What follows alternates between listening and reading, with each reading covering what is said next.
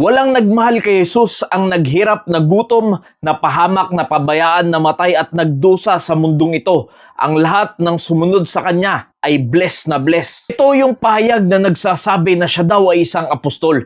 Na alam naman natin sa panahon natin ngayon ay wala na pong mga apostol, mga kaibigan, mga kapatid.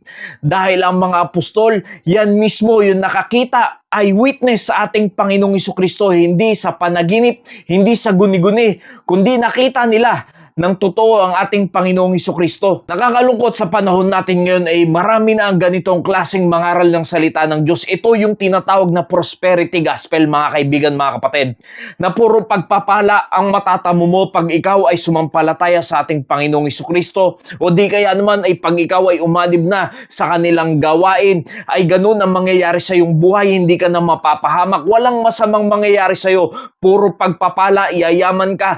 Yan ang madalas na sinasabi ng mga ganitong klaseng mangangaral. Sa kabilang banda, doon sa mga nakakapanood ng mga ganitong klaseng preaching, na pag sila ay nakaranas ng persecution, nakaranas ng hilahil at kabigatan sa buhay na ito, ay tatalikod na sila at hindi na maniniwala sa ating Panginoong Jesucristo. Dahil ang inaasahan nila, pag sila ay kumilala sa ating Panginoong Jesucristo, ay puro pagpapala ang mararanasan nila sa kanilang buhay at hindi sila makakaranas ng paghihirap sa mundong ito. Ito yung napakadelikadong tinuturo ng mga mangangaral na ito, na hindi na sila nagtuturo ng patungkol sa kasalanan, hindi na marunong mag-rebuke, kundi puro pagpapala na lang ang sinasabi sa kanilang mga member. Kaya tuloy, yung iba rin na nakakapanood sa online ay akala nila ay puro ganun lang ang mangyayari sa isang buhay ng Kristiyano pag siya ay sumampalataya sa Panginoong Jesucristo, na tila ba ikaw ay hinihili na sa bed of process na parang wala ng problemang mangyayari sa iyong buhay at puro kagaanan na lang lahat ng mangyayari sa iyo, na tila ba kabaliktaran sa sinasabi ng ating Panginoong Jesucristo sa Biblia. Remember the word that I said unto you, the servant is not greater than his Lord. If they have persecuted me, they will also persecute you. If they have kept my saying, they will keep yours also. You see, ang Panginoong Jesucristo mismo ang nagsabi na hindi naman tayo masihigit pa sa Kanya. Kaya't kung siya nga ay nakaranas ng paghihirap nung siya ay nandito pa sa mundo, what more tayong mga mananampalataya niya na mas higit ang Panginoong Jesucristo kaysa sa atin. Tayo ay servant lamang. Marahil at malamang na maranasan natin ang mga bagay na yan, ang persecution sa mundong ito, dahil yan ang sinasabi ng ating Panginoong Jesucristo. Dahil hindi naman tayo mas angat kaysa sa Kanya. Kung yun ay naranasan niya, sigurado mararanasan mo rin yan, kaibigan, kapatid. Sa daming iniwan na salita ng ating Panginoong Jesucristo, yan ang hindi niya pinangako sa atin, na pag ikaw ay sumampalataya ay sobrang yayaman ka, hindi ka magkakasakit, hindi ka magkakaroon ng problema, magiging banayad ang paglakad mo sa mundong ito. Kundi ang pangako sa atin ng ating Panginoong Jesucristo, pag tayo ay sumampalataya sa Kanya, magkakaroon tayo ng buhay na walang hanggan. Yan ang siguradong mangyayari sa atin, mga kaibigan, mga kapatid. Kaya't nakakalungkot sa mga ganitong klaseng mga ngaral na tila ba nadadaya na ang sanlibutan, na akala nila pag lumapit ka sa Panginoon ay ganun-ganun na lamang, yayaman ka, hindi ka na makakaranas ng problema kahit anong mangyari sa iyong buhay. Yea, and all that will live godly in Christ Jesus shall suffer persecution. Nakita niyo po ang sinasabi ng Biblia na pag ikaw ay lumakad ng may kabanalan, ibig sabihin sumusunod ka sa kalooban ng Diyos, kaya tinawag na godly. Ibig sabihin, yung mga palatuntunan ng Panginoon ay hanggat maaari ay sinusunod mo sa iyong buhay. Anong mangyayari? Sabi diyan, shall. Ibig sabihin, sigurado. Tiyak na mangyayari sa iyo pag ikaw ay lumakad na may kabanalan sa Diyos, makakaranas ka ng persecution.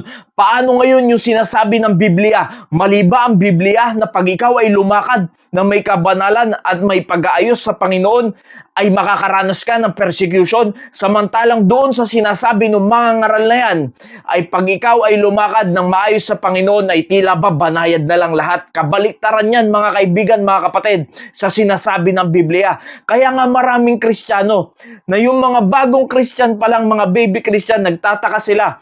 Bakit kung kailan sumampalataya na ako sa Panginoong Jesucristo, doon pa ako lalong naghihirap, nagkakaproblema, nagkakaroon ng bigatin sa aking sarili.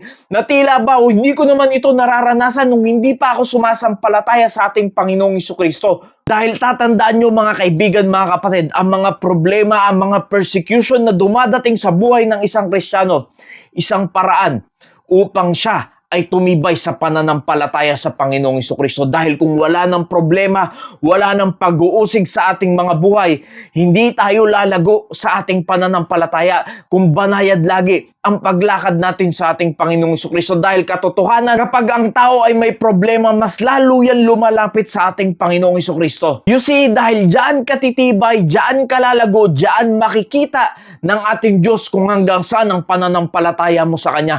Pag may mga problema at may mga pasakit na dumadating sa ating mga buhay. Hindi yung sinasabi dyan na laging banayad na lang ang buhay, yayaman ka, hindi ka mamamatay, hindi ka magugutom, hindi ka magkakaproblema.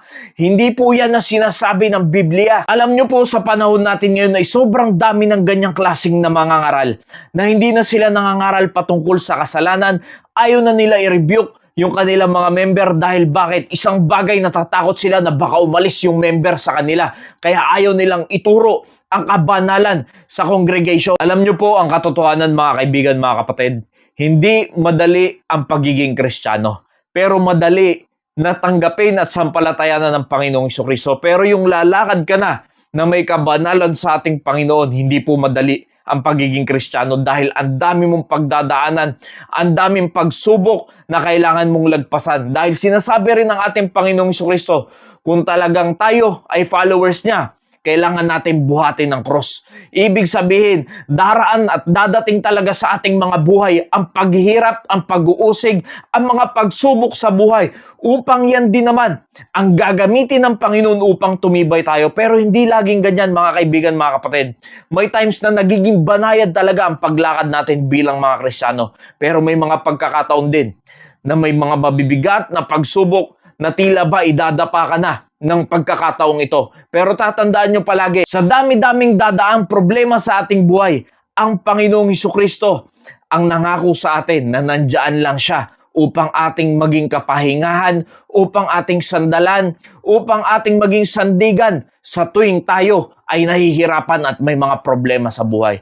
Kaya't nawa mga kaibigan, mga kapatid, mag-iingat po ulit kayo sa inyong mga napapakinggan, napapanood, nababasa dahil hindi lahat ng yan ay totoo sa kanilang mga pangangaral. Nawa naging pagpapala po ang mensaheng ito. Maraming salamat po and God bless you all.